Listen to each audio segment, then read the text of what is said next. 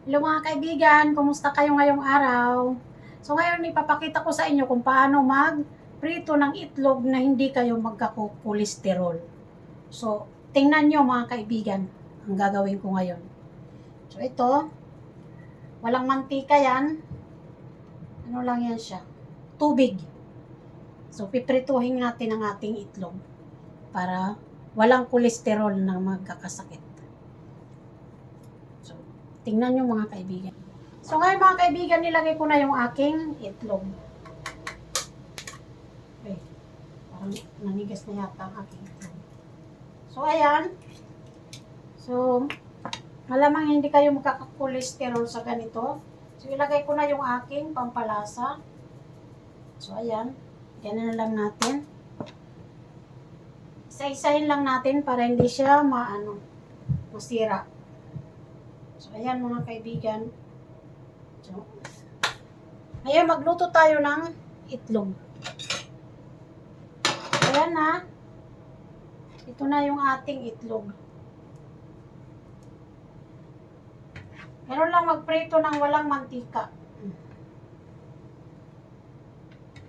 So ayan.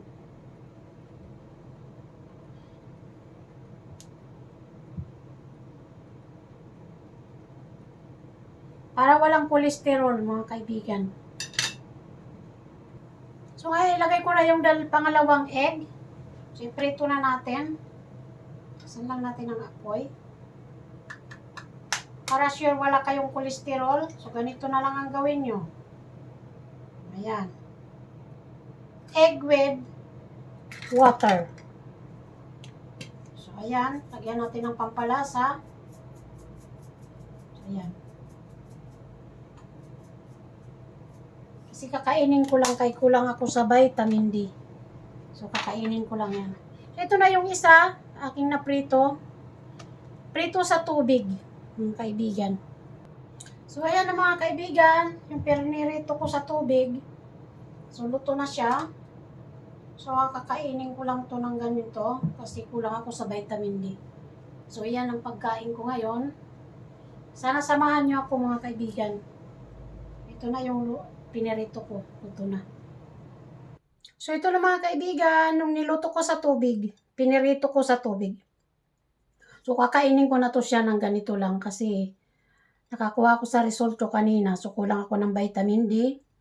So kakainin ko lang ng ganito. So tubig lang ang pinirito ko dito. Sana may natutunan kayo, magprito din kayo. Pag wala kayong mantika, gamitin nyo ang tubig pag prito. Okay. So ngayon kain na tayo mga kaibigan. Ito na yung aking pinirito sa tubig. Ito ikakainin ko na. Ito ang pagkain ko ngayon. Sarap. Healthy ito kay walang mantika. Tubig lang. Pang prito. Masarap talaga.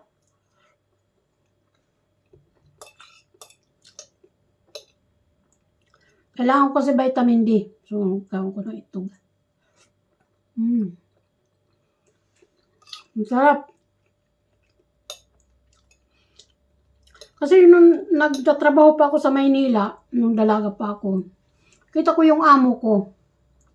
Napiprito siya ng itlog sa tubig lang. Hindi siya gumagamit ng mantika. So, yan lang ang ginaya ko. Kasi walang mantika, walang kolesterol. Hindi tayo magkakasakit. So, ayan, tingnan nyo. Guys, parang pinirito sa mantika. Sarap lang. Sarap.